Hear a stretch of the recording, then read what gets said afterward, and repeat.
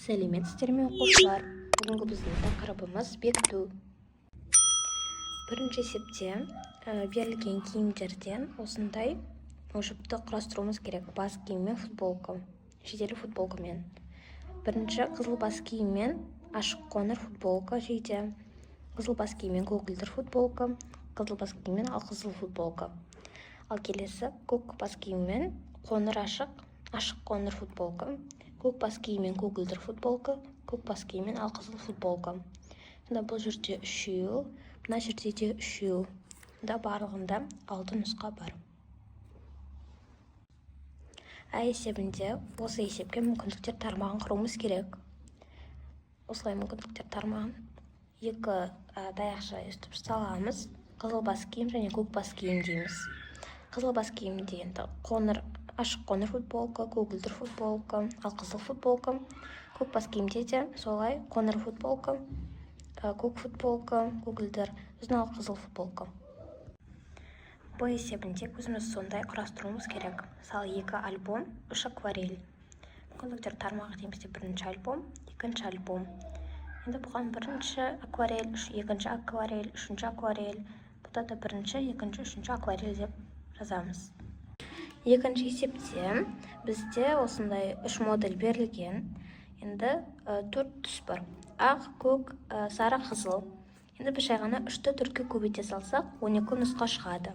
Бұл бірінші, екінші, үшінші, 12-ге дейінгілер ол реттік сандары. Бұны жазбай қойсаңыздар да болады. Немесе бұлардың орнына барлығын 1 деп салсаңыздар да болады. Үшінші есепте берілген өрнектерді шығарып, оларды өз суретімен орналастырамыз.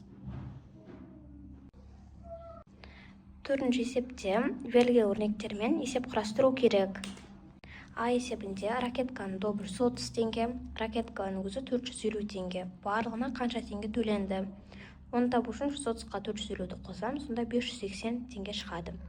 Бұл осы біздің өрнегіміз, яғни 130 қосылған 450 дегеніміз есебінде беріліп тұр.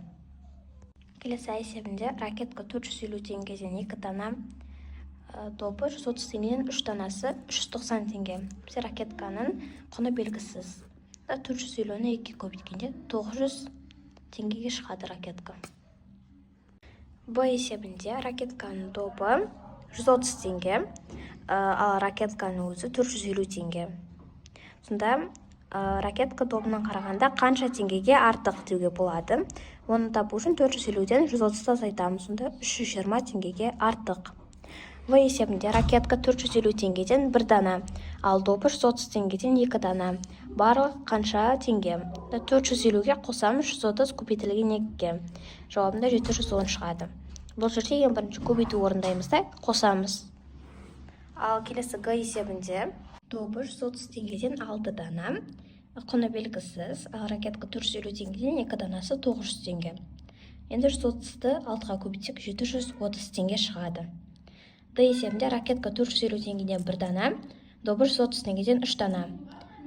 Енді бізде қанша теңгеге артық екенін табу керек. 450-ден азайтамыз 130 көбейтілген 3-ті. Жауабы 60 теңгеге артық.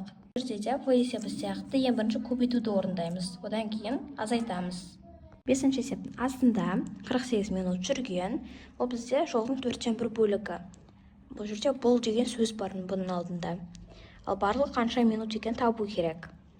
Енді бұл жерде бізде бұл деп тұрғандықтан көбейтеміз. Бізде бөлініп тұрғаны ғой. Бұл дегесін біз керамал көбейтеміз. 48-ді 4-ке көбейтеміз. 4-ке 192 минут шығады. Ол 3 сағат 12 минут. Көлге дейін 3 сағат 12 минут жұмсады. Есебінде бізге кересеп құрастыру керек. Енді бізде барлығы 192 минут екен белгілі. Бұл сағатпен айтқанда осылай болады. Енді барлығы 192 минут, жүрді белгісіз минут, бірақ бұл жолдың 4-тен 1 бөлігі. 192-ні 4-ке бөлеміз, сонда 48 минут шығады. Бірінші есепте осындай мүмкіндіктер тармағын құрастырамыз. Бізде берілген 3 жол бар. Енді соны бүйтіп бірінші жол, екінші жол, үшінші жол деп жазып қоямыз. Әр бірінде 4-4 деп жазып қоямыз.